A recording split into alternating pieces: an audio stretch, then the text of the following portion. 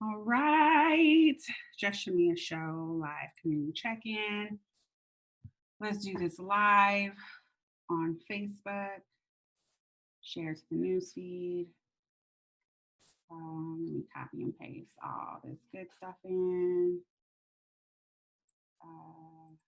Yep. Let me close that. All right. We want this to be public. All right. Almost with y'all. Give me 1 second. The Just Chamia Show. Woo! Live community check-in. Bow.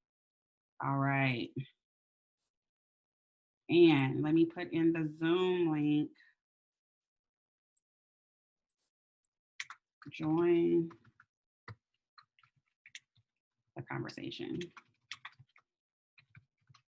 All right, all right. We are ready. And this is not gaming. I don't know why it has that, but we're not going to do that. Okay. All right, so just waiting for Facebook to come on live, which I should see any second now. Hey fam, how y'all doing? Look at all this stuff popping out. Hey, hey, hey. What's upper? All right. There we go. Facebook in the world. Hey, how y'all doing? Oh, my lips are looking a little dry. I'm gonna pull out some of my TSK Soap House Supple Lip Butter. It's everything. I love this stuff. Great stocking stuffer, great for the holidays. I just reordered some of her wonderful soaps as well, but this lip butter is everything. I keep it everywhere. So shout out to TSK Soap House, keeping me moisturized. Hey family, how y'all doing? It's been just a whole 2 weeks and it feels like, oh my God, so much life has happened. I needed to, hey cousin, I see you. Hi, happy holidays. It feels like so much life has happened just in me taking 1 week off. But we are here for well, yes, always here for the shenanigans, but definitely here to talk about what is notable and newsworthy, what's going on in our community, how we feeling, what's on your mind, what's on your hearts. Yes, this is a different format from the Just Chamia show. People are like, where are the interviews with the people? That's coming. That's coming. That's what I do. We got that. But I just feel like with 2020 being the year that it is, with all that's going on within our families, in our households, in our community, it's a lot going on for Black folk. So I said, hey, let's check in, tap in with the community. I'm here for y'all. I'm here to be a shoulder, here to be an ear, here to be hashtag ask your auntie about whatever. So we have lots of great things that we're going to get into and talk about today. Of course, towards the end of the show, right around 3 o'clock, for those of you who are tracking your timing, 3 o'clock Pacific time, we're going to get into your love letters because we are all about hashtag Dear Love Movement. So yeah, and keep those coming. Keep those love letters coming. Hey, Super Sauce, I appreciate you pulling up. I see you, girl. I am very excited for the love letters we're going to talk about today. That's going to be maybe around 2:45, 3 o'clock-ish. Keep those coming in. You can DM me your love letters, your love topics, your love questions, whatever. You can email me info@chamialarae.com. You can text me if you're one of those folks who have my phone number. Get them in. And I am absolutely not for putting people on blast. So I will not tell your name or mention the name of anyone else that's in the letters that you may have sent to me. I'm not going to do that. So I will remove that and can still tell the story and answer your question and let people give comments and feedback. So we're going to do that. But first, I want to start with some interesting stuff from around the gram. Okay, so let's start with some interesting things I've seen around the gram just in our little bit of time since we've been away. So I'm going to share my screen with you so you can see some things that I have found interesting on the gram. Here's one. This is from Nation Without Borders. They posted 40 years worth of research, no vaccine for HIV. At least 100 years of research, no vaccine for cancer. Ongoing research, no vaccine for the common cold. Less than a year for a COVID vaccine. I think I'll pass on that shot. Wow, I had a little bit of feelings about that. I can't say that I disagree. But what do y'all think? So that was just one thing I saw around the gram. I thought that this was hilarious because this reminds me of me with my mom climbing into her bed, and I always want to like just jump on her because she's so snuggly. That's exactly what my mom would do. Like, get your big ass up off me. So I saw this and I laughed. Thank you, Uncle DL, for showing that. This one I also thought was hilarious. This is from Blavity. It's like, I work for 5 minutes. Time to take a break. Absolutely. I don't know about y'all, but working, even if you're working from home or whatever, just during COVID, seems like a whole lot more. So when I saw this, I was like, this is so my life right now. I love this. I've worked for 5 minutes. Time to take a break. Absolutely. Loved that. There's so many other things. This is one that I absolutely believe in. So by my sis, G's Rena. Hey, sis, shout you out. Search for your mate with spiritual eyes. Those of us who are single, if you married, you shouldn't be searching for shit. But we'll talk more about that. Search for your mate with spiritual eyes, not carnal eyes. All that glitters ain't gold. Wow, what a word. Absolutely. This should absolutely go also on the shout out for good-ish, but I'm going to show right now. Shout out to two people. One, shout out to my sis, Will Be Healthy at Will Be Healthy, and shout out to at Nate's Oatmeal Cookies. Hold on. So my sis came through, brought me these vegan cookies, and I'm like, ew, I don't want none of that. I want none to say vegan. I don't want none to say gluten-free. Like, give me all my butter. Give me all my everything. I want that. Ugh, man. I am so glad to be so wrong. This ish right here, hella good. Hella good. So good, you will hide the cookies because you don't want to share. So good. I had the oatmeal chocolate chip. I'm tasting stuff that's not even in the cookies. I'm tasting butter, ginger. He has the ingredients on here too. And so when I like on the back of the bags, and I'm like, no, but I know, how you be tasting stuff, especially if you cook, you taste ingredients and stuff. And then my girl is like, no, ain't none of that in there. And I'm like, you lying. I know what's in there because I taste it.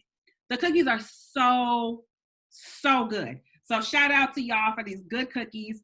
Bay Area, small business owner, hella good. I endorse it. And y'all know I cook, and I cook cookies very well, especially chocolate chip. But these vegan oatmeal chocolate chip cookies are the bomb.net. So love that. Love Bill Nye the Science Guy and him talking and encouraging people to wear their masks. And he talks about, let me let him play. Greetings, Bill Nye here with more Hey, Bill Nye. masks. Here's right? a map of the United States. The right? red ink shows where people are wearing masks. The black ink shows where people are getting sick with coronavirus. I hope you can see the fewer the masks. That was him. That wasn't me sneezing. And there's a perception that a virus can travel through the fibers of a mask like this red dot. Lies. Viruses don't travel by That's a myth. They travel in droplets of spit and snot. Spit and snot. Tell him, Bill Nye. Are tangled. Right? So when the droplet gets into the fibers of a mask, it gets trapped. This is not that hard to understand, everybody. Not that hard to understand. That's why we have rules about wearing a mask. Now you know about rules. You pay taxes on the whole road, but you only get to drive on one side at a time. That's right. So everyone, please wear a mask. Wear a mask. Thank you, Bill Nye. All right, y'all. That's just a couple of things from around the gram that I saw that I found interesting. Thank you, Questlove, for posting that from Bill Nye the Science Guy, who I think is super cool because he is. So those are a few things from around the gram that I found interesting. Yes, thank you, Auntie, for wearing your mask at all costs, including when you came to pick up your chocolate cake for me. I appreciate that and the coordination that you had with all of your Purple Laker gear. It was great. The vegan cookies were everything. So you can go to Will Be Healthy's page, and she has that on the gram, and she'll tell you. And yeah, I see you, Cousin Chug. We're passing on the vaccine right now. We're going to talk a little bit more about that as we pivot right now into other things. So happy holiday season, y'all. Hey, we here. We in the holidays. It's December 6th. Today is Sunday, December 6th, 2020. Wow, we are in the home stretch of this year. On one hand, I feel like, wow, already? It's December. It's the end of the year. But on the same time, like, I feel like, shit, it took long enough. Like, 2020 has been a doozy and I'm ready to be done with this. But we felt that way at the end of 2019. Like, everybody was so done with 2019. I was. And then we rushed right into this shitty ass year. So I'm a little bit reluctant to be like, oh, let's be done with 2020 and then run into a shitty ass 2021. No, I'm claiming greatness for 2021. But we are already here. We're in the month of December. There's lots of different cultural activities that happen in the month of December, not just the capitalist Christmas that we know about. There are those who do actually celebrate the birth of Christ or the symbolism of it. There's Hanukkah. There's some Muslim holidays. I don't know them all. They're not all on my calendar here, which is a Black History calendar. And we also have Kwanzaa, some other things that are important to us. My mama's birthday. Hey, mama. My cousin Kim's birthday, my cousin Michelle's birthday, my cousin Deidre's birthday, some other folks. So yeah. All right. And we got Chef Willie B that is trying to join. So we'll give her a moment to get on. And she's connecting to the audio. So we'll give her just a moment for that. Chef Will. Hey. I'm coming. All right. Can you hear me okay? Yes, I can hear you. We can't see you because your camera is off and I hear you're in the car and on the road. I don't know if you'll be able to do that, but folks, I promise you I'm not talking to myself. It looks like I'm talking to myself when y'all don't have your camera on. I will turn my camera on when I get stationary. All right. In the meantime, so the last time we had a show, or the time before that, I gave you a shout out for coming through with the paper goods. Thank you, because folks are acting the fool out here in these stores. Not that I'm in them, but I've seen the news reports. I've seen the Instagram. The last time I was in the store, I saw the empty shelves. Thank you for getting the last of the tissue and the paper towels at Costco and bringing me some. I appreciate that. So we gave you that shout out. And right on. Huh? I said right on. Yeah. And then also, thank you for those ridiculously delicious, proved me wrong vegan cookies. All right. We got the plant-based nice cookies. Plant-based, delicious. They were everything. I am not one of those people who has a problem admitting when I'm wrong. And this is one case where I am so happy to have been wrong. I mean, because they were good. Right. So thank you for that. Well, also on the line with us here, we have Miss Supermodel who's over there flexing and posing with the blue glasses. Hey, Saucy, how are you? Yeah, I got on because I heard you were passing out cakes and I didn't get one. Look, that's how rumors get started. I am not. I specifically heard you say you're giving out chocolate cakes. And if he hears that, he's going to be like, where's my cheesecake order? I'm not doing those this year. I was waiting for my 7-Up cake. One day I'll pass out slices. Okay, so what had happened was my aunt, my aunt, requested a chocolate cake in honor of my uncle. So my uncle, who was like my father to me, passed at the beginning of this year. And since I learned how to make chocolate cakes as a child, I made them every year for the holidays, and he would have me make him his own cake. And so he's gone on, but his wife asked that I make a cake in his honor. And so that's what I did. I didn't even bake nothing for my mama. So if that makes you feel any better, Sauce, I'm not passing out cakes. But I did make one for my aunt in the memory of my uncle, and she came and picked it up. I didn't even make the cake for me and Tristan. He was like, Mom, can I get some of that? And I'm like, no. So, but I hear you and your lemon 7-Up cake request. And I'm not saying no. I'm just saying not right now. Like, you might get a cake in January or on a random Wednesday or something January. Like that. Work with me. I'm trying. All right.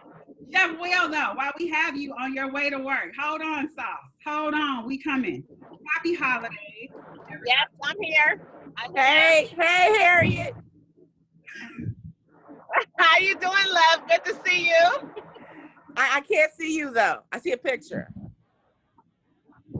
Just know that I do have a scarf on my head. Got it. Yeah, she is on her way to the kitchen right now to be working and making up some goodness for the world. And I appreciate that. And I have no complaints because my girl who's in my bubble made me a beautiful breakfast this morning. So. Oh, y'all was up in here making love with each other this morning with food? Oh no! If I had hair to flip, I would. So I appreciate the sisterhood and the love and the mimosas and the hotel eggs. I wish I could just get an invite to the house. Oh my God. You're very welcome, Chamia. You're very welcome. Thank you. Well, Will is like my roommate, so that's it. She kind of lives here. But for those of you, here's breaking news, newsflash. I don't have newsflash music or graphics. Newsflash on my fingers have to be at Imagine. Newsflash Tuesday. This upcoming Tuesday, December 8th, I am very excited to announce, #tell everybody, that we will be doing a My Life Unscrewed Sip and Spill. So we haven't heard from the ladies of My Life Unscrewed in some time. We have two of them here on the call with me today. We're all going to get together. All the ladies have said they're coming, even Ronita. She said she's coming.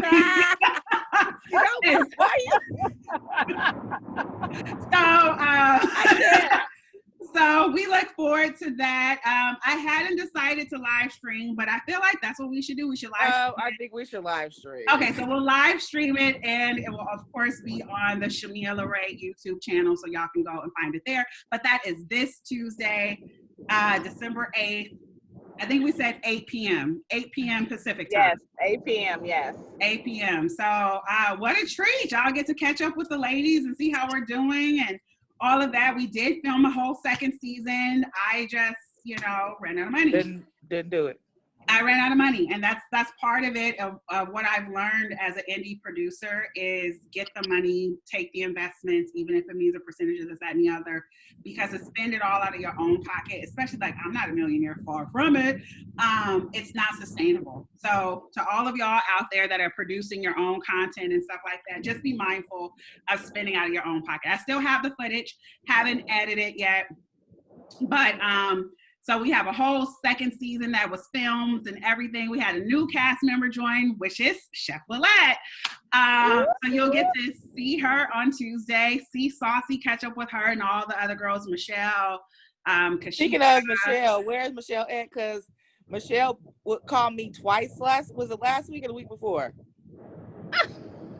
Ain't no telling with half. I don't know. You should text her and be like, yo, I was about to, but I was driving, and I'm assuming it's because she was on the screen with you, was wondering where I was. Okay. But that's when I was coming back from Roseville. Okay. I appreciate y'all pulling up on the road. Oh, sorry, y'all. Thank you. The new Jack. Okay. So anyway, y'all, that My Life Unscrewed is coming up, live streaming on Tuesday. Sip and Spill with the cast of My Life Unscrewed. So yeah, y'all stay tuned for that and for more. And you're welcome, Auntie, for the cake. She's saying, don't hate y'all. She got hers, and thank you. You're welcome.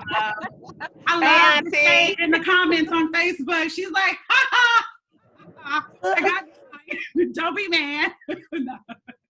All right. I'll try. Right. All right. So let's get into talking about the business. All right. So today is Sunday, December 6th, 2020. And as of today, there are 14,705,821 confirmed cases of COVID in the United States, 66.9 million globally. So 2 weeks ago, when I was here with y'all 2 weeks ago, 2 Sundays ago, we were at 12.2 million in the United States. So when I did my last show, we were at 12.2.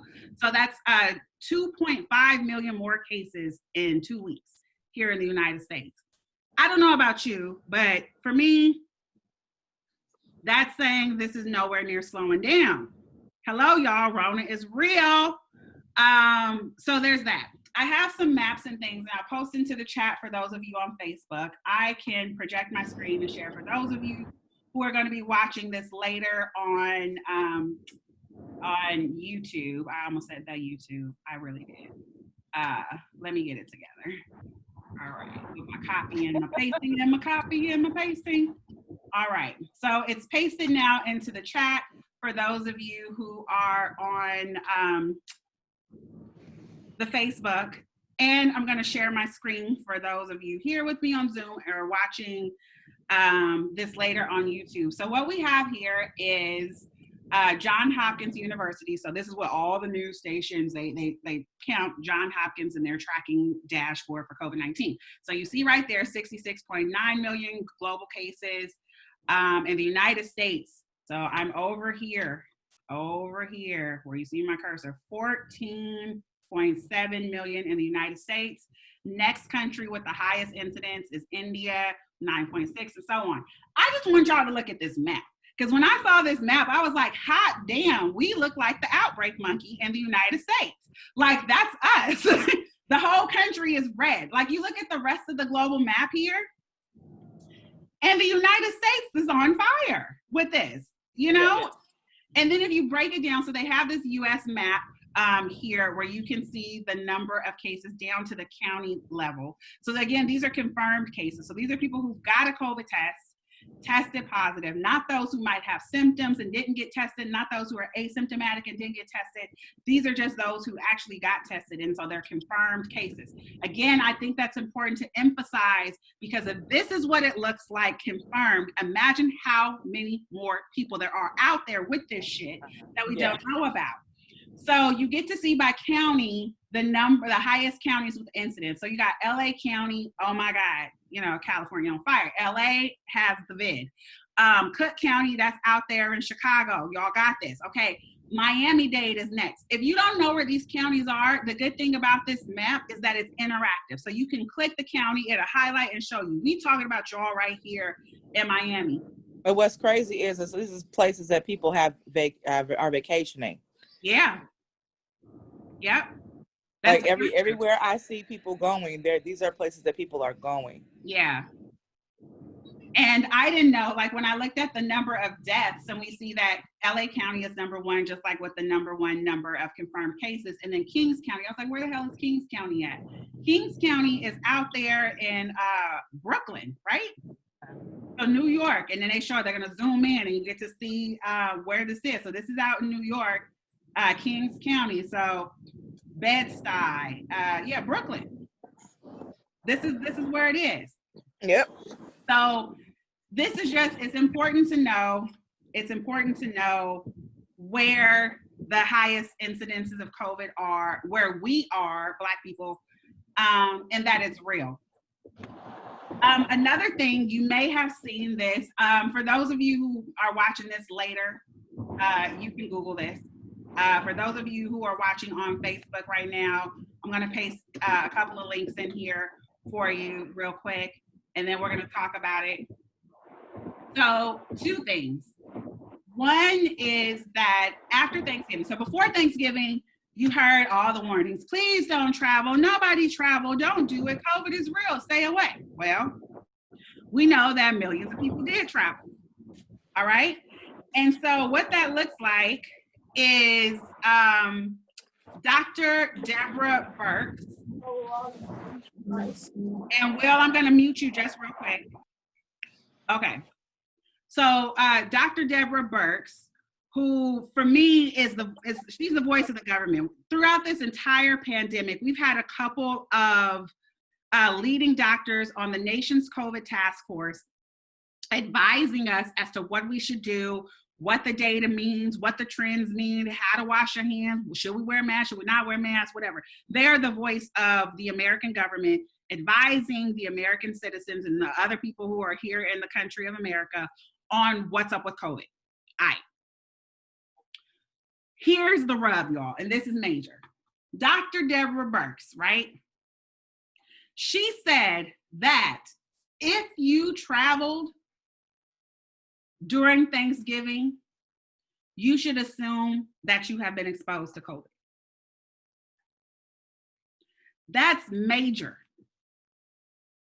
It's major because the government doesn't want to create a panic, right? They don't want to create a panic. This is an administration who's been like, oh, we'll be done with COVID by Easter. Oh, we're going to be open and, America's going to be great.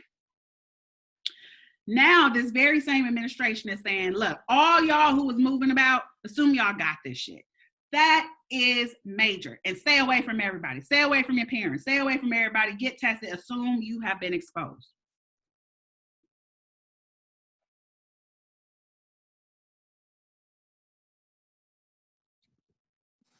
It's crazy. Right?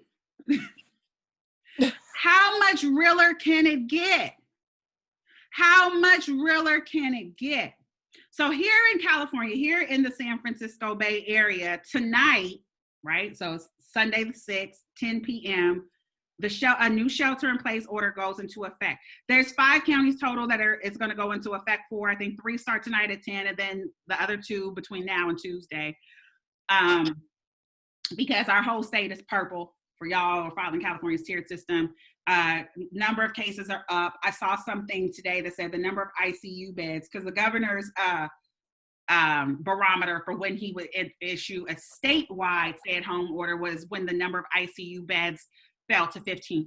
Well, we have like San Joaquin County, which is out in the valley there, right? 8.6%, something like that, of ICU beds available. In LA County, I think it's like 12.5% of ICU beds available. This is as of today.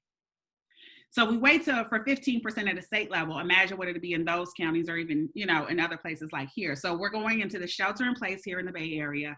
You heard Dr. Deborah say, if y'all traveled or the people that y'all was around traveled to get to y'all, assume that you've been exposed.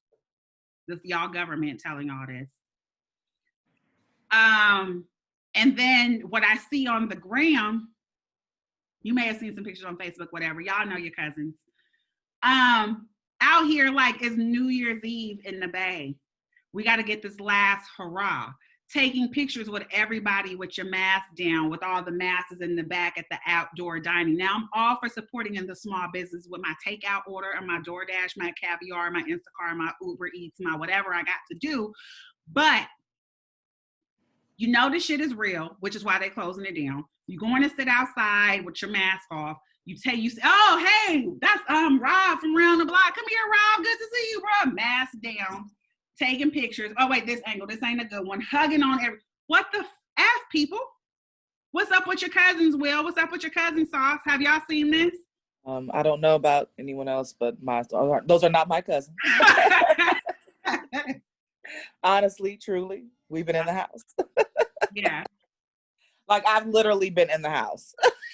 I mean, like, I have done a few things with close friends, people who I know have been tested frequently, or people who I've been around since quarantine has started, basically, the same set of people. I have not been in large crowds of people like that.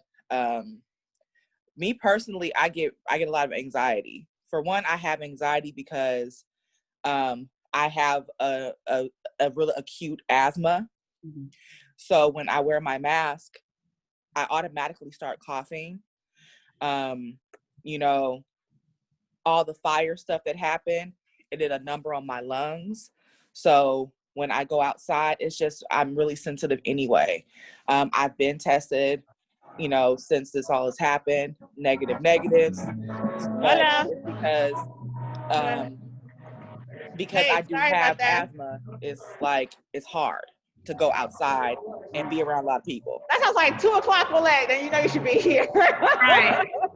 So Will, hold on, because I know she's moving and grooving doing the homos. Are you trying to tell us something, Chef Will? I thought I said that. I just dropped my pants in the street. All right, I'm gonna hold on. I'm gonna mute her on and help us out.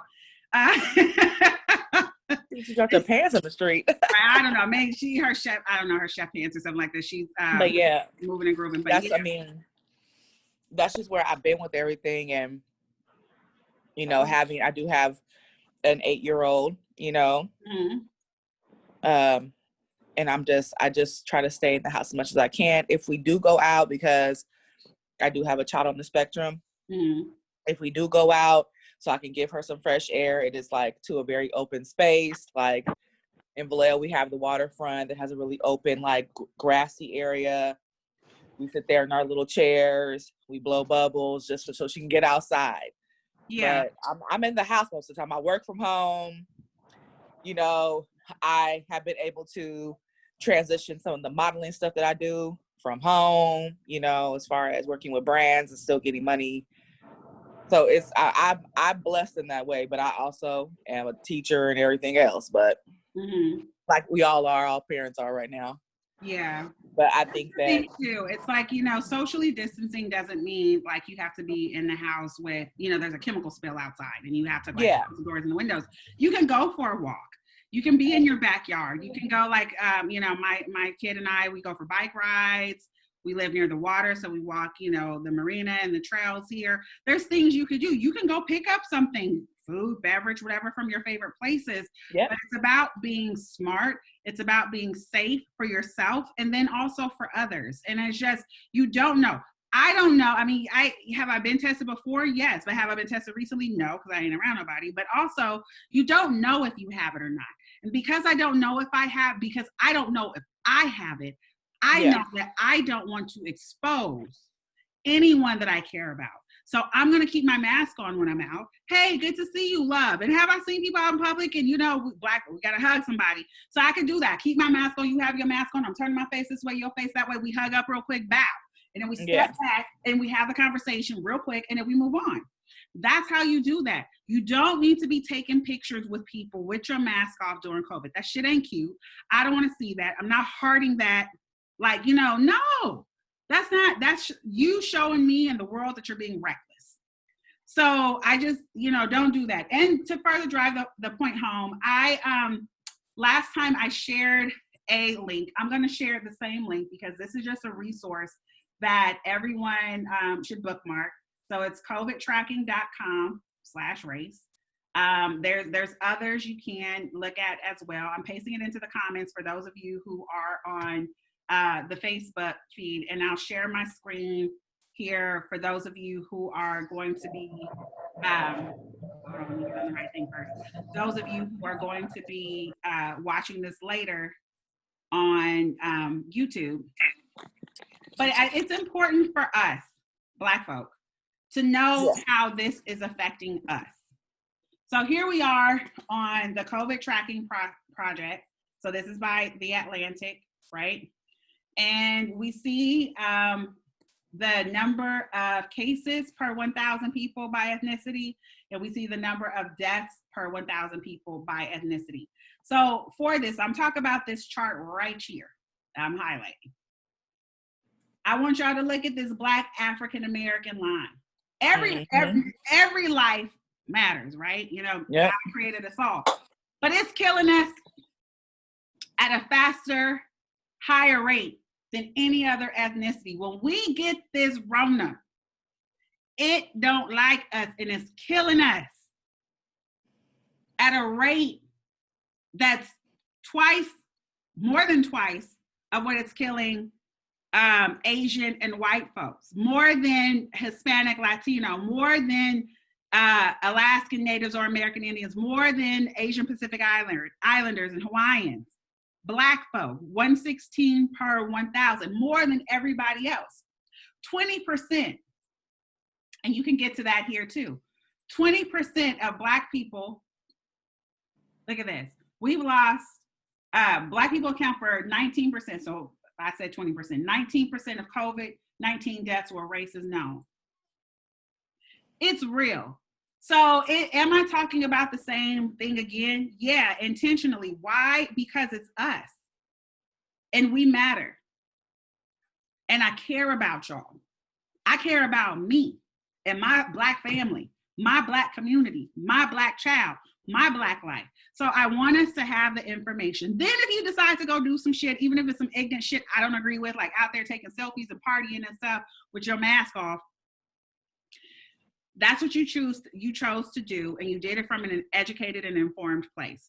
You know how many cases are out there. You can see where it's at by county level. They have shit if you want to. They can track and tell you by your phone if you've been next to somebody who's been tested. I don't like that. That's too big brother for me.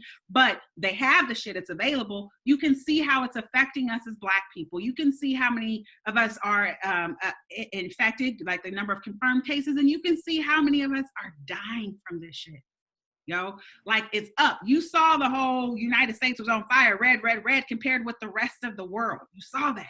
You saw the counties where it's happening. That's where we at. We out in Chicago. We out in Miami-Dade. They all look like us. You know what I'm saying? We all in out in Vegas. all of that. You know what I'm saying?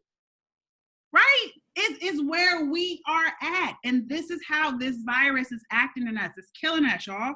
So please, mask up. Like I got some here in baggy still. I got all kind of masks, right? We all do. But I think that a lot of people are who are white aren't getting tested at all. And I think that if they were to get tested, that their numbers will be higher than ours. Mm-hmm. Because I'm just talking about what I've heard is going on in Napa, what I've heard is going on in Arizona. Which is what? Tell me more about that. What's going on? Since they're not getting tested.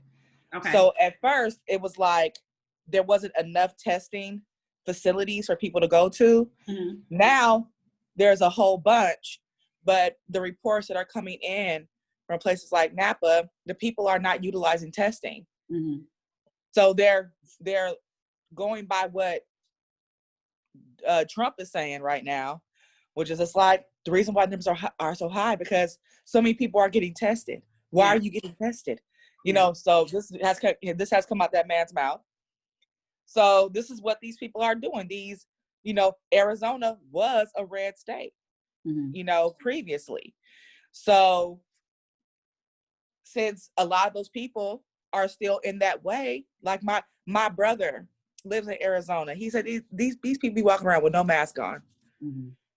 Straight up. Like me walking around in Vallejo and places that I've been, people are wearing masks. Mm-hmm. But if you go to Napa, they aren't. Yeah. If you go to Arizona, they aren't. If you go to freaking, Utah, they aren't. They're wearing it. Well, I've seen all kind of people not wearing masks, and I've seen people wearing them incorrectly. Like this is not wearing a mask properly. I'm just doing this to illustrate. That's not protecting anything. I seen the man at the restaurant the other day when I was going to pick up something. He was just like that. And like I said, I know for me, it's really hard. Like I get impatient with my child because when I'm in the store and my mouth and my nose is covered up and I'm literally like underneath, I'm trying to hurry up and get out the store. Yeah. You know, because I'm literally like, if I take this mask off, I don't know. Sometimes I just need to take like a quick breath. Like if I'm going down the aisle, I'm like this sometimes.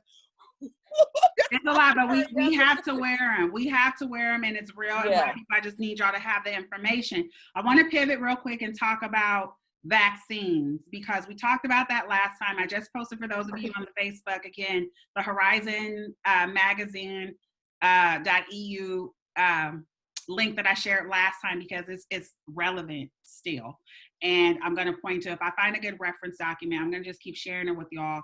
So you can Google it, Horizon Magazine, 5 things you need to know about mRNA, messenger RNA vaccines, because we know that nowhere in the world have these been approved anywhere before. Right. We know that there's so much we don't know about them, including, long-term effects and all of that. But the Pfizer and the Moderna vaccines are both mRNA vaccines. What's important to note is that this week, so today is Sunday, December 6th, this week, they are going to start distributing and administering the vaccine in Europe. They've already been administering a vaccine, and I did air quotes on that, in Russia because they approved their Sputnik vaccine back in August. So they've already been inoculating with that, and Putin has said, speed it up. But I'm going to share an article in the chat here, a political article, and I am going to share my screen and show that to y'all. Just give me just un momento, por favor. All right. Wow, got it up. All right, let me share my screen. So I'm gonna read some stuff to you real quick. Okay, so UK approves BioNTech/Pfizer's vaccine ready to use next week. Next week being this week, the week of December 6th. All right, so the UK became the first country, although is the UK a country? The United Kingdom? I guess so. Okay, the UK became the first country in the Western world to authorize a coronavirus vaccine on Wednesday. So that's the Pfizer vaccine that we're talking about. The vaccine should start arriving in the UK within days and should be used on British citizens from next week. All right, so starting this week, we're going to see the beginning, well, we got to wait some time and see what the long-term effects are. The first people to get the vaccine, which will be administered over 2 doses, 21 days apart, will be priority groups. So same thing that we're hearing about in the United States, priority groups, including care home residents, health and care workers, the elderly, and those who are medically vulnerable, based on a decision from the UK's Joint Committee on Vaccination and Immunization. So they've secured over 40 million of the 2-dose vaccine. The program states that 800,000 doses will be available in the first instance. Okay.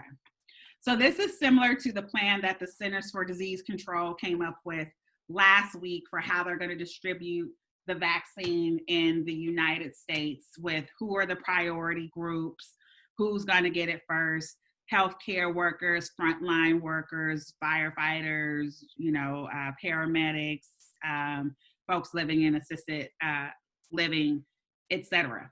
So it's starting off these mass inoculations. We've also heard or seen stories over this last week about there potentially in the future being a requirement, like in order to travel, you have to have proof that you've been vaccinated, which to me says, like, what about my right to choose not to get vaccinated and not trust this shit? So what are you thinking about that? How do you feel about this? Like, real quick, real fast, we came up with this vaccine. This shit has never been approved. The new technology never been approved nowhere in the world. Here y'all go real quick, real fast. They're going to start giving it to people this week. Nope.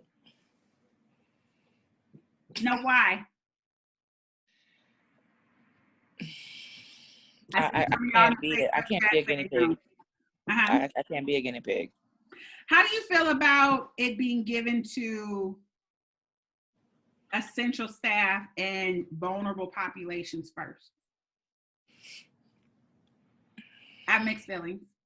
And maybe this might come off sounding like a conspiracy theorist, but let's just say we don't really know the long-term effects and there are some unforeseen, non-positive long-term effects, then all of our doctors and nurses are going to be fucked up, right? Yeah.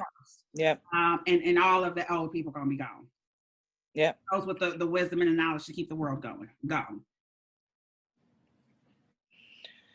It's just really scary. Like, it's a lot like what that meme said. It's like, how are you able to create a vaccine for something that, so fast, and we still have all of these other things going on in the world that you guys have not created vaccines for, have not found cures for, but all of a sudden we're supposed to become immune by taking this shot to something that is a plague among the world. Like, I have questions.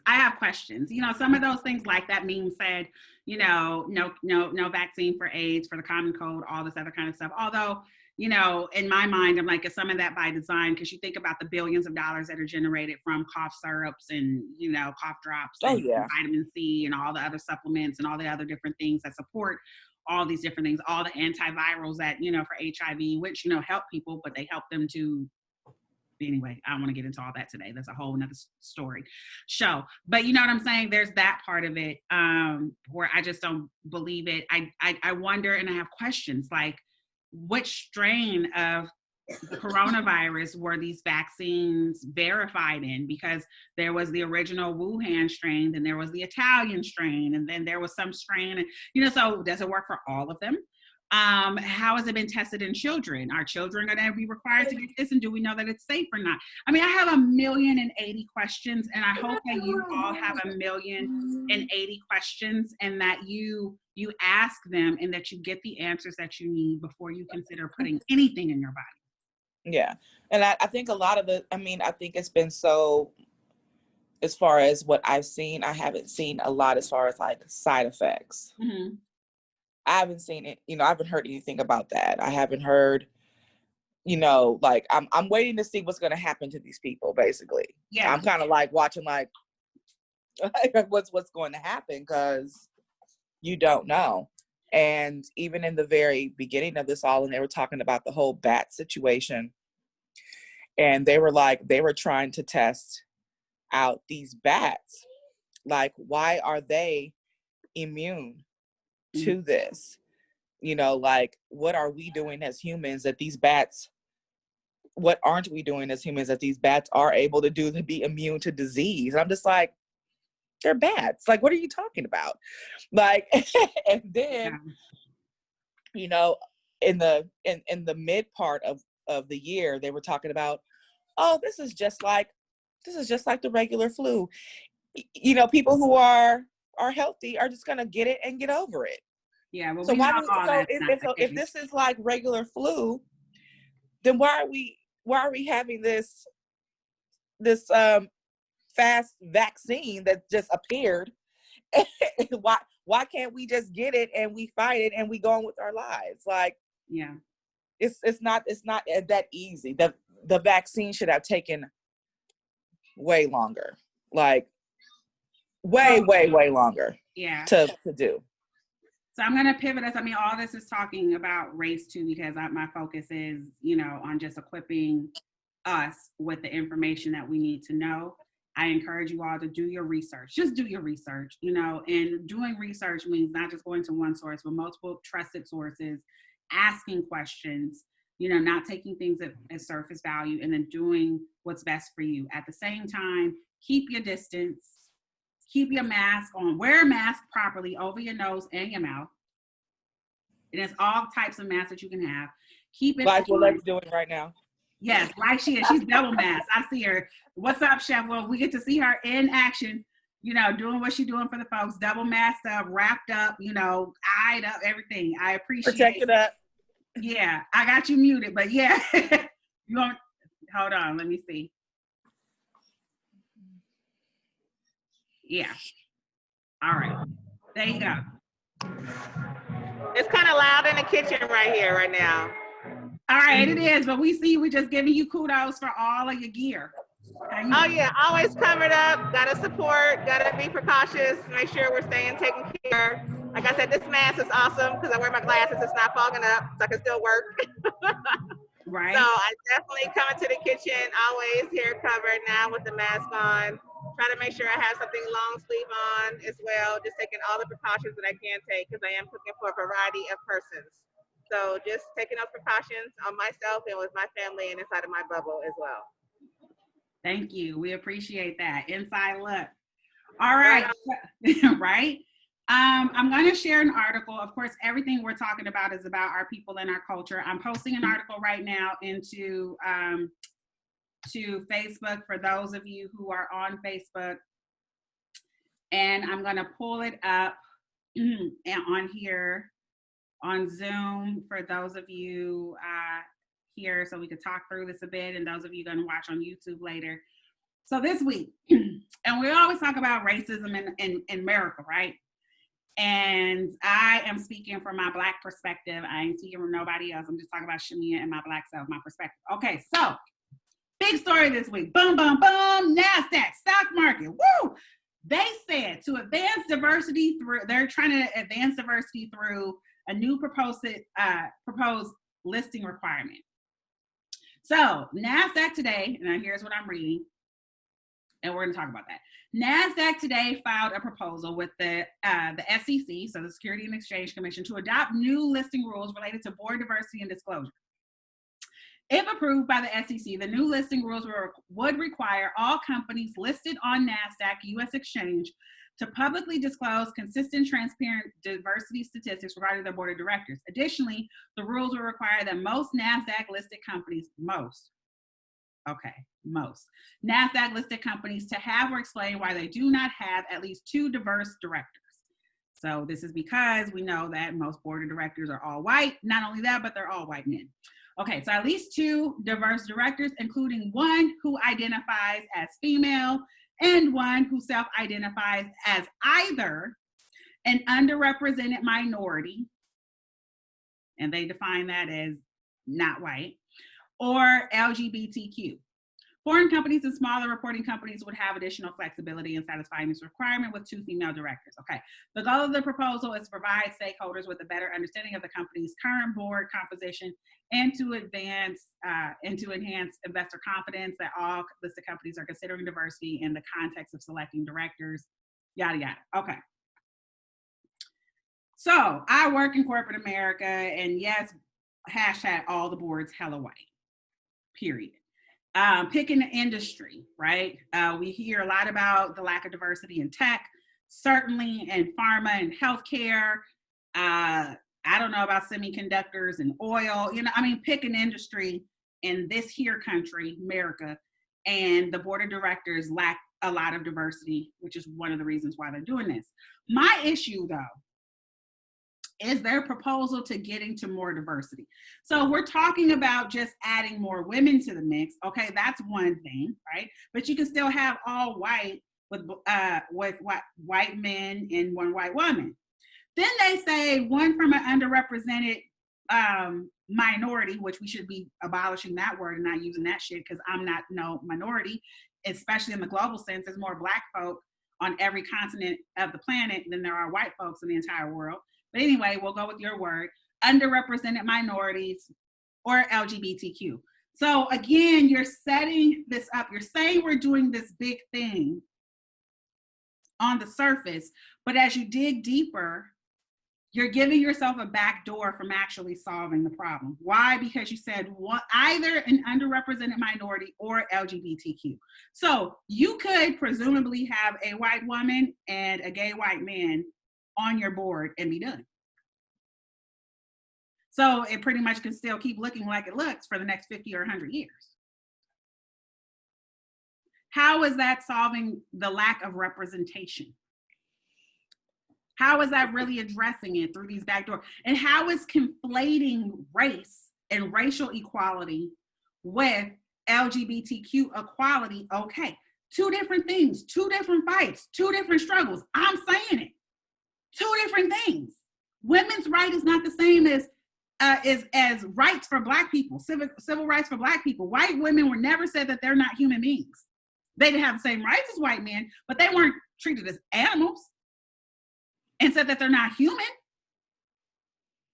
Gay white women were never told that they're animals and they're not human, enslaved, and all these other things. So, we can't keep conflating the struggles of all into one bucket and say we did it. No, LGBTQ people have their struggle, right? And that deserves the exposure, the support, the programs, and all whatever, the policies, all of that it deserves. Women have their struggle, and they deserve all of the policies and programs and support and all of that they deserve. So do other ethnic groups. But I'm talking about black folks, because we have been wronged, to me, in ways unlike any other people on the planet. American black folks, all black folks around the world have experienced struggle. But yeah, they're trying to check all the boxes. I agree with that. That's exactly what they're doing. One of the comments on Facebook. I absolutely believe that it's that all lives matter shit. Yeah, it is. It's definitely performative activism at its best. And I think that, that's how white folks try to say, but I got a black friend. That's their way of saying that. It's like I'm giving you this really broad gray area of things that we need to cover our asses to make sure that we're looking like we're diverse. Yeah. But instead of going really deep into the intersex, really deep into being, you know, marginalized people and saying those things. Yeah. Being like marginalized people, people who are Black, you know, Black people.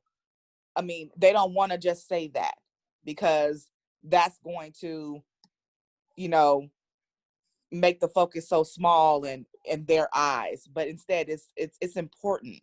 We need more Black people in these places in order to create change and to make systemic racism, you know, go away. Yeah. But if they continue to have these really gray, broad areas of vagueness, and they're like, still, okay, we can bring in this, you know, this white woman and this trans white woman, and boom, look at us, we're diverse. Yeah, right, and that's not it at all. And then, so great point in the Facebook comments here, racism in the LGBTQ groups and community exists. Absolutely. Absolutely. Absolutely. That's another reason why it emphasizes the point, the Black struggle is the Black struggle, period. You cannot conflate the issues of all of these different groups and populations. It's disrespectful to all of them. It's disrespectful to all of them. And for me, I mean, there's a million examples. There's things going on. I saw, you know, what happened to Dave Chappelle in the lobby of the Four Seasons, wherever he was at in Texas or whatever, doing shows. And, you know, the white folks that tried him, and, you know, all the different Karens and Chads and all the different folks that are, you know, just acting a fool to Black folk everywhere, every day. I mean, just open your windows, look outside, look online. You see hundreds of examples every single day in this country. We talked about them. So racism is real. What I want us to walk away with today is this. Don't get distracted by the breadcrumbs. When I saw this NASDAQ article and everybody picked it up, from the Wall Street Journal to all of your local news, it was a big story of the day. And I'm like, okay, but for Black people, how is this affecting my life? And that's what I want us to do. Think critically about what's being served to you. In this case, breadcrumbs. That's not for us. They're not doing that for us. Because with all the backdoor antics that was right there in that same first paragraph, they telling you, but we giving ourselves a way out of really doing some meaningful shit. So just be mindful and critical of what's being served to you, what it means for you, and what you do with it. Don't be reposting it. Yay, NASDAQ, hashtag changes here. Nah, fool. Read it, and then we'll see what happens. Just be really critical about what's being served to you. Are they giving you a full meal, or are they just giving you breadcrumbs? Breadcrumbs that they done swept off of the last 3 tables at that. So with that said, racism in America, we've been talking about it through COVID and everything else and all these other topics. I want to pivot really quickly before we get into Dear Love the Movement and talk about self-care. Let's talk about self-care, because woosah, I mean, we talked about some heavy stuff, and I want to talk about self-care for a minute, because self-care is critical to existence, and it helps us to love one another through loving ourselves, right? So what does self-care look for me these last 2 weeks? Had a few days off from work, which was great. I took, including last night, and I did shower today, but I'm telling y'all last night, so don't be on the phone with y'all, because I'm not. I took a really luxurious bubble bath, and with all of my aromatherapy from my Epsom salts, and, you know, my Bath and Body Works this, and my candles, and so just the bubble bath for a couple hours, you know, when you let some water out, put some more hot water in, like the music going in the back. It was amazing. So bubble baths has been a part of my self-care these last 2 weeks. Listening to a lot of jazz. Miles Davis, y'all know, is my favorite, or you may not know, but Miles is one of my favorites. So listening to a lot of jazz. Getting into the holiday spirit. More so for my kid than for myself, because I'm like, nah. And he was really like, man, but I wanted him to, you know, be excited and have something that he looks forward to. So we decorated, and that's been great. And also noticing the decorations around the neighborhood and the festivity around the neighborhood. That's, you know, feels good.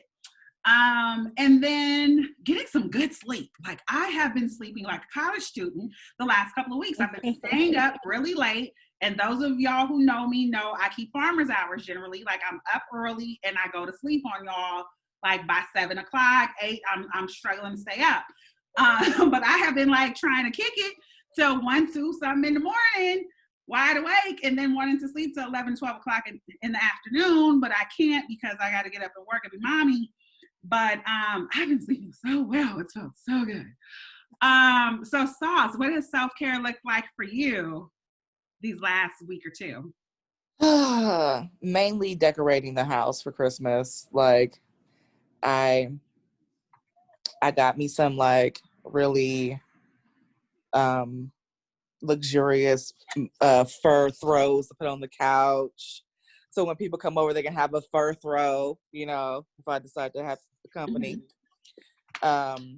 I've decorated. It took me 3 days to decorate because, I I kind of National Lampoons.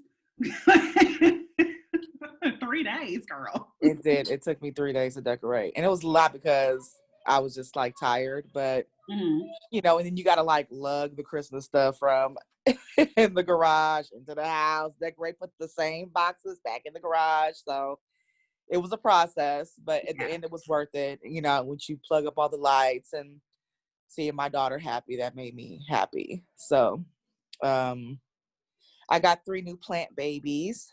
Oh, nice. Oh, and I love the wall hanging. Beautiful. Got 3 new plant babies and air in your space. Love it. Yes. I've been really into plants. That was like my mom's thing. So now I'm trying to find my own green thumb in this world. And been drinking a lot of champagne. That Shams life. All right. I've been definitely drinking a lot of champagne lately, or sparkling. I've been doing a lot of cuvee. So I've been taking a break from my whiskey and just been on the champagne high for a while. So, all right, loving it. What I've been doing. She's been taking bubble baths and drinking that num juice. Those who have come to the backyard boogies know I'm Vicky's num juice very well. You got to say it with that num. Yeah.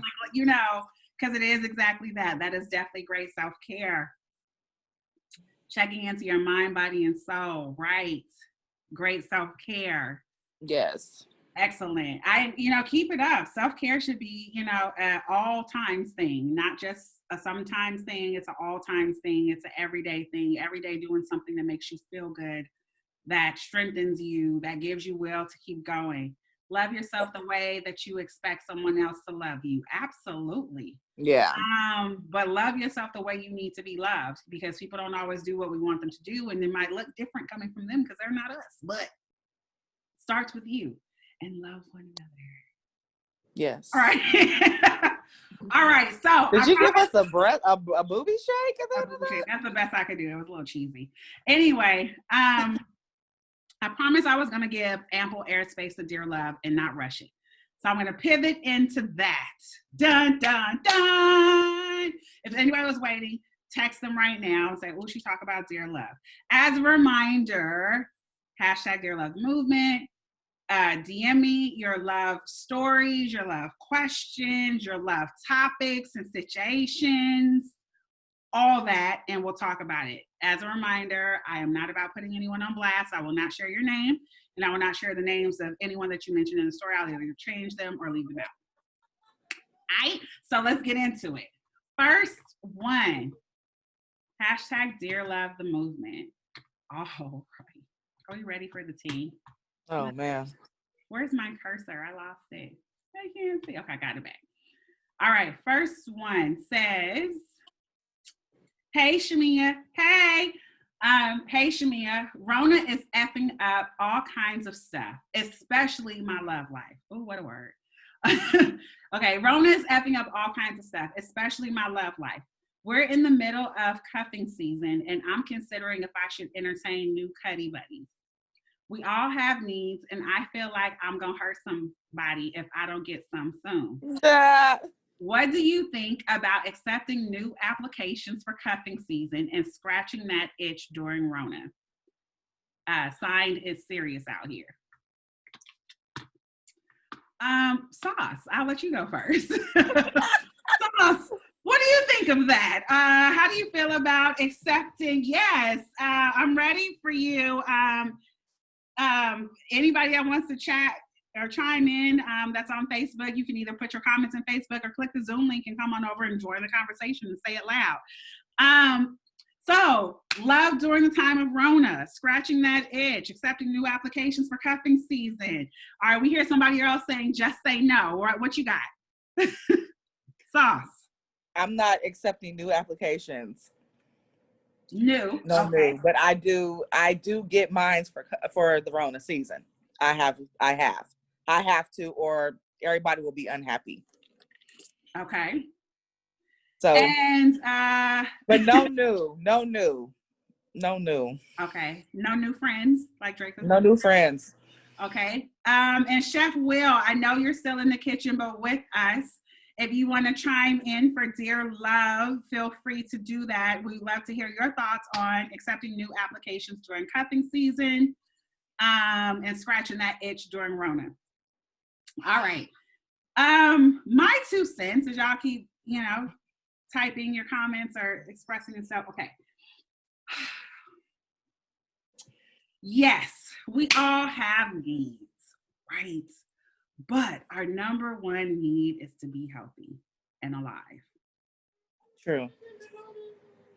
Our number one need and responsibility is to be healthy and alive for ourselves and for the people that we love. So that means doing what you have to do to stay healthy and alive. And I know you can argue that in order to be mentally healthy, I need some companionship. I need some affection and some love for my mental well-being. I understand that. And that's really real. I think you have to weigh the risks with the benefits, especially if you're talking about, you said, accepting new applications. So to me, that's you telling me that there isn't someone that you know or that you've been involved with that you want to continue seeing, and how can I navigate that during COVID? In which case my response would be, you know this person and you know how they generally move. And people don't generally start moving different during COVID than they already move. They just try to figure out how to do it, how you gonna let me in, So you just need to take into consideration the person, but then you also need to have very real conversations with people about how they live and how they're moving, who they're around, and then also, again, weigh the risk and if you can stand those risks or tolerate those risks. That's if it's someone that you know and whatever you can trust that they're going to give you real responses. So that's the challenge with meeting someone new. Like, can you take what they say on surface value? Can you take that? Oh yeah, I'm safe. I'm just in the house. I ain't been around nobody. Do you really know? Can you verify that? Do you trust that? Can you trust that? So there's a risk there, in addition to just like the regular STDs and all that stuff is still very real. Read an article too that, the STDs are going up in young people. So the teenagers and the 20 somethings, STDs are going up because I don't know if they're not using protection or what, but that's right here in Contra Costa County. So they're continuing the condoms at home program, where they're mailing condoms like, here, please use these, because the number of STDs are going up. This was just last week I read this article. So it's more than Rona that you have to consider. It's who this person is and how they out here living, and you just don't know. And you have to weigh the risk of figuring out. And I don't even mean just for a relationship. I mean just for a hookup, right? Because I do believe, sometimes there's a benefit in having a lover, even though there are requirements for a lover, and the lover is different than somebody you just casually smash from time to time or just once. A hookup is not a lover. It's very different. Yeah. But let's just say you talking about a jump off, somebody that you just, come and scratch the stitch real quick. Is it worth that risk? That somebody breathing, doing all that on top of you? You doing all, is it worth that? All that? Is it worth all of that? That's not sexy. It's not sexy. Getting that Rona ain't sexy. So, there's a toy for that. I want to refer you, my friend, whoever wrote this letter, over to Fillmore 510, Black owned and operated sex shop. Both Oakland and Berkeley locations. 2 locations, but you can also order online. She'll ship. Get a toy, work it out manually, go to sleep, take a nap, do what you have to do. But I just don't think that it's smart right now in the time of Rona to be accepting new cuffing applications and seeing people like actually doing something with that right now. It can wait. Don't be like me. Yeah, just no new friends. Well, I don't know. Again, mine isn't new. Yeah. But even with okay, so new friends or existing friends, You have to trust that you can have an honest conversation, meaning state real things, receive real things back. And sometimes, even in existing situations, you don't have that. Hello, let's be real and honest with each other. You don't always have that, even with people that you've been dealing with. So then the trust that somebody new is going to come in and keep it 100% real with you and tell you what's up and how they really live and be transparent about that. So then you just really have to weigh those risks and think about, I would say too, it's like, if ladies, think beyond your vagina. Like, if it's not just about me and my vagina, how is this going to impact my child? How is it going to impact the seniors that I'm around, or the other people in my bubble that I'm around, or the people that I'm working with, or, whatever the case may be, you have to think of beyond your moment and your feelings right now. That says kissing gives germs, COVID, flu, herpes, even kissing, right? We know all mono, it gives lots of different things just from being in a space with a person. You don't know what people got. It's good to talk to someone else. The physical stuff has to be put on hold. Yeah, so you can absolutely have conversation. And I'm reading some of the comments that are coming in on Facebook. You're right. You can absolutely have a conversation with someone, maintain or start or initiate an online getting to know, right? A virtual getting to know. But the physical interaction and seeing and entertaining, I would just put a pause on that right now. It's not worth the risk, in my opinion. Right? Fillmore 510, check them out. All right, next one, and Chef Will, feel free to take your pause at the time. I know she's been talking and working. Okay, next one says, I sent the following text. I wrote, quote, what more do you intend? So this is a person sent a message to another person. Quote, what more do you intend for me other than sex and communication? His response, quote, to be my best friend, which you are becoming, and the rest will fall into place. Okay, this response wasn't very reassuring to me. If someone that you've been in a relationship with for 2 years gives you this type of response, what should be your next move? I just want clarification of his intentions, not necessarily a decision to be boyfriend, girlfriend, but an understanding of his intentions. Okay, so again, this person wrote to a man that she's been dealing with for 2 years. What more do you intend for me other than sex and communication? His response was to be my best friend, which you are becoming, and the rest will fall into place. Her question is, and this is the response you get, what should be your next move?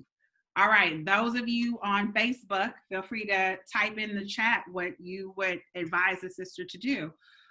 Chef Will Be Healthy and Sauce, feel free to chime in. What advice would you give to this person? I feel like this person's obviously having, thoughts about this. Like, she's not secure in the situation. Women are, we're very intuitive. And men know. I'm sorry. Every man that I have talked to, brother, father, male friends, when you want to be with somebody. You know it. And I feel like if it's been 2 years and you're still in the best friend zone with a man, I think it's beautiful to be friends with someone who you're a companion with. But if we're friends and you haven't made a commitment to me in 2 years, that means you're still looking for something else. It's still something else that you are trying to find, because it's obviously not me, because we're friends, and it's kind of like I'm on the back burner, I feel like. Okay. And we have a comment here too in Facebook that says, what does she want? Well, this person isn't on with us, and this is, again, all anonymous, so we don't know. All I'm going with is the information that we have here. So I'm going to break it down a little bit for the sis, and I'm talking to you, sis, who wrote this. Okay. So you've been dealing with this person for 2 years, and you reached out. Well, the purpose in you reaching out is because something isn't sitting right with you. You either want more, or you're ready to make a move and say, yeah. Okay. Because if you're fine with it, with where things are and how you move, and you wouldn't even initiate the conversation. So Yep. that's me saying to you, tap into what's already within you, whether that's you wanting or needing more or you wanting to step away. That's the first part of it. In terms of his response and what you should do next. So you said, what do you intend for me other than sex and communication? So this is what it's been. His response is to be my best friend, which you are becoming. So like, we cool, you know, we're getting to know each other, becoming better friends. And the rest will fall into place. So what I know about men and women, not boys and girls, men and women, and I'm talking about whether it's whatever the gender makeup is of the relationship. Grown people, when they want something, they can say it, and then they also act accordingly. So someone who wants to be in a committed relationship with you will state that and will act accordingly. Someone who wants to be a friend with you will say that and will, more importantly, act accordingly. So if this person has been showing you that they're cool just sexing you from time to time and keeping it platonic, that's all they want. They haven't made any efforts to say, okay, well, hey, let's go out on some dates. Let's see each other, let's meet, be around each other's families. Let's, you know, whatever that relationship stuff looks like to you, you haven't seen those actions. You haven't heard those words, but you haven't seen those actions. Well, that's him stating his intentions. Stated intentions don't always come verbally. They can come in action. And really, it's the actions that we should pay attention to, because sometimes people's mouths will say a whole lot of stuff, right? But you should definitely pay attention to action. So I would just say that. But the other part of this is, you said, I just want clarification of his intentions, not necessarily a decision to be boyfriend, girlfriend, but an understanding of his intentions. And I argue to say that's partially true. I do think that you want to know what his intentions are. Like, you want to hear from him, I want you to be this in my life. That's what you're looking to see. Or, I like what we're doing, I want to keep doing this. You want to hear that. But I would say consider a different approach as well. I'd say tap into yourself, because you came to this situation because either, you know, you are ready for something more different or you're ready to walk away. That's my thought. And I would tap into what you want. What are your intentions? What do you want? And I would go to him with that. Hey, this is where we've been, how we've been rocking for the last 2 years. And I'm at a point where this is what I feel. And this is what I would like. Whatever that looks like to you. If it's a relationship, I want to be a committed relationship and a whatever that looks like, life partner, marriage, whatever. I want to be that with someone. I want to be boyfriend, girlfriend with somebody. Or I want to begin having sex with other folks. Or, you know, this was working to have sex and, you know, just communicate, be cool for 2 years. But, you know, I'm kind of done with this and I'm moving in a different direction. So I just want to let you know I'm done. Whatever your intentions are, whatever your wants, needs, and desires, start with that. Then ask for the response, because just leaving it there and then trying to figure it out based on what somebody does say or doesn't say, like, that's not fair to you. If anything, that's going to be more frustrating to you. So why put yourself in that position? Start with what you want. Give them an opportunity to respond, but trust, yes, what they're saying, but more importantly, what they're showing you. In this case, just based, I don't want to say what to do based on this little bit of information that you've given me, but it's sounding like this is someone who's cool where he at. Do with that what works for you. But to me, just based on what you said and what his response was, he real cool where he at. He's not trying to move nowhere with you beyond this, based on what you've shared. So if that works for you, if it don't, all right. And we got folks chiming in the comments here on Facebook. Actions speak louder than words. This sounds like, so that's one comment. This sounds like they have missing discussion. She sounds like she didn't state her intentions. Facts.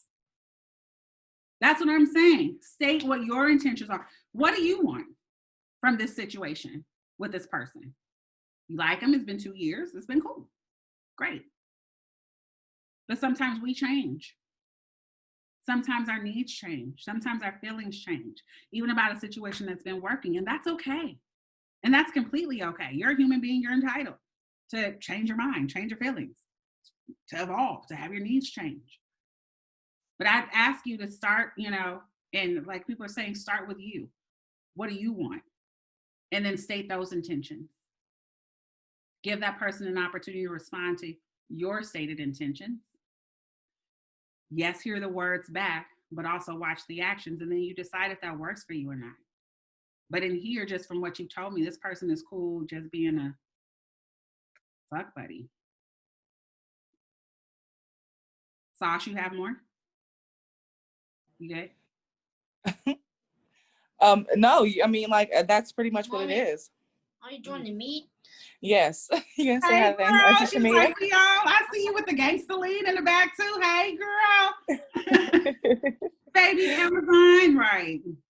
Yeah. But yeah, I think that, that's what it is. Like I said, I mean, 2 years is a long time to be messing with someone without a clear-cut understanding of where the relationship is going. It's like, what are you going to do? Are you cool with just doing this? No, you're not, because you obviously wrote in, it's on your mind, you want to go further with this person, but this person does not want to go further with you. Yeah. And that's obvious. Mm-hmm. So yeah, just leave it at that. And then, again, I will say this too. I think that it's totally okay to have a lover, right? Mm-hmm. But I think that if you're going to have a lover is a very specific type of relationship. And I think that a lot of people are not doing it correctly. They don't have a conversation to understand and define the parameters of that lover's relationship.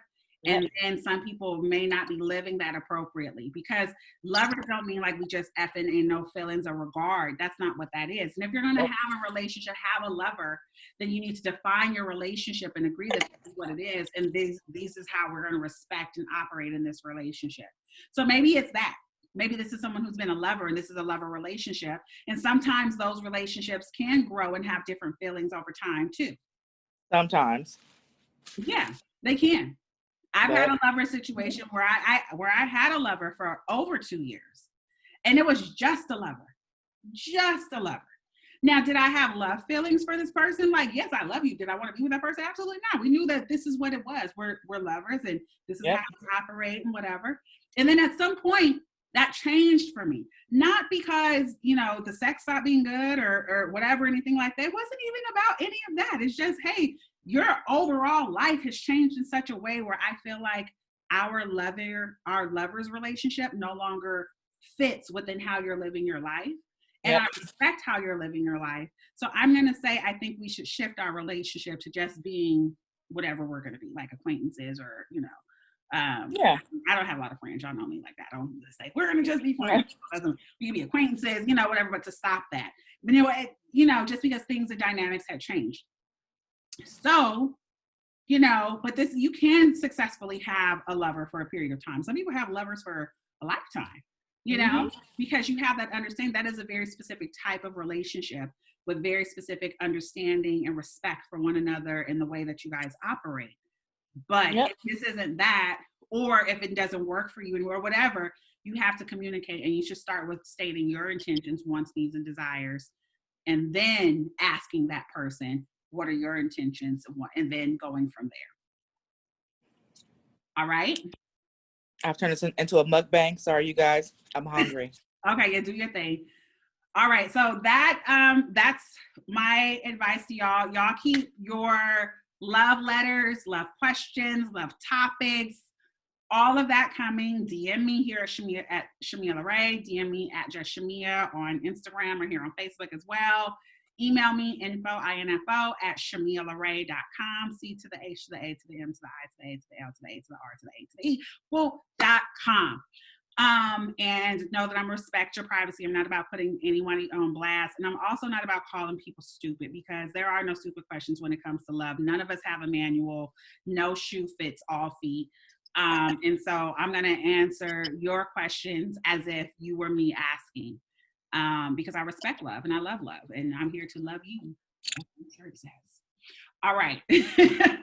So coming up on the end of the show here, I want to pivot and turn to giving some shout outs for good-ish.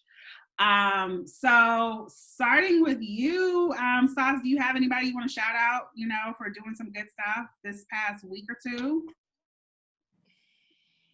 Think on it. Right? That's sad. I got to think about it. But, I do want to give a shout out to our actual teachers that are still, doing instruction online with these students. I'm one of the mothers that actually sit with my child during instruction the whole time, and I see what these kids still are doing to these teachers on these Zoom meetings, and how patient these teachers are, especially with the students who are, just setting up their camera and, then turning it off, or, sitting there and not paying attention. Oh my God. I have seen these kids call teachers names. I mean, I have seen a lot of things.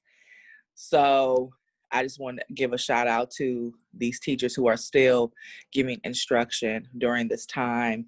I know it's difficult, but as a parent, I appreciate you. I appreciate the job that y'all do, because it's not easy. So that there. Right on. I did all that, shout out to all of the teachers, the administrators, as, trying to help us out with the cheering. Because it's a struggle. And I think it's such a blessing that you can sit with your daughter during Zoom, because I wish I could. I can't. I got to work, and I'm a single parent. And I just can't, but I think it's a beautiful thing that you can. And so shout out to you and the parents like you that can sit there and actually be more involved with what your children are doing. Certainly shout outs to the teachers. Shout out to the nurses out there, because man, y'all, nursing has never been an easy job and profession. They work so hard, probably like some of the hardest working people in the hospitals. And I know with everything going how it is, I'm still filming my documentary. So if you want to tell me about your Black life experience during COVID, same thing, DM me, email me, whatever, and we can just have a conversation just like this, talking about your experience. I want to hear it. But talking to some of these nurses about like what's been going on in these hospitals, like during COVID and now, and how busy they are, and how many people getting sick and they're not being told, like it's a mess. So shout out to the nurses. I also want to give a shout out. There was I was on a community call a couple of days ago, and talking about racism with children. And one of the people mentioned on the call, there was they shared a quote from Brene Brown. I don't know if I'm pronouncing her name right, Brene Brown, which says, "I am here to get it right, not to be right."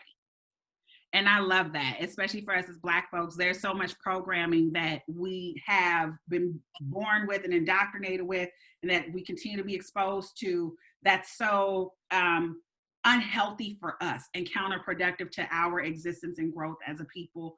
And so, to learn and to become aware and more conscious of, these things, and, ways of thinking that are beyond our traditional programming, it can feel wrong. And like, we want to buck against that and whatever. And no, but I know, and I say, and it's not about being right. It's about, what does the quote say? It's not about being right, it's about getting it right. And so that just stuck with me. So shout out to the person in the community group that shared that. I also want to shout out this brother, Rashad Stanley, on Instagram. He is 2500 Shad. So that's 2500 SHOD on the gram. So Rashad Stanley is this brother who is incarcerated out in Georgia, I believe. And he has been making like fashion out of what they got to work with in prison, whether it's bed sheets or the uniforms that they have. I mean, he's making masks, he's making footwear, fashion for like clothes. I'm like, well, that's swaggish. Like, he has like all this. So that's 2500 Shad on the gram. Rashad Stanley, I know he had got a notice I saw on one of his posts for destroying state property or something like that, because everything up in there is theirs, including the clothes that they give you to put on, the socks they give you to put on. They believe that they own all of that. And this brother is just being creative, positive. You see the videos. He has other brothers in there feeling good, looking good, styled up, you know. So I just want to give him a shout out for continue to spread love and light and trying to maximize and be his best where he's at with what he's got. And I, you know, just salute you, brother. I pray that you keep your head up. And keep doing what you do. I mean, I don't want to say that and get you in trouble, but keep doing what you're doing. Keep being creative. Keep doing positive things and helping others around you be positive. You know, that's dope. You know, I think that's really dope. You know, and just especially in a time when you got to sit down, like that's great. So shout out to you, Rashad Stanley. All right, Yes. all right, y'all. Whew. That felt good. I'm glad and appreciate all of you who watched on Facebook, to my girls here who came, to those who are going to watch this later on YouTube. Y'all keeping the shout outs going in the comments there. I love that. All the love happening on Facebook. That's great. We will be back next Sunday. That is December 13th, same time, 2 to 3:30. As I said at the beginning of the show, I'll remind you again now on Tuesday, Tuesday the 8th, coming up at 8 p.m., we are going to live stream a My Life Unscrewed Sip and Spill. So with the cast of My Life Unscrewed, plus with new cast member, Chef Willette Battle. You saw glimpses of her. She's moving. This girl's always busy working like a million. Always busy. Always booked and busy, okay? But we're going to do a live sip and spill with the cast of My Life Unscrewed, #Chamia Productions, on Tuesday the 8th at 8 p.m. Pacific time. So y'all come on back for that. #tell everybody. And we'll see you Tuesday, and we'll see you next Sunday. Until then, be blessed and be a blessing. Love you. Bye. Bye-bye.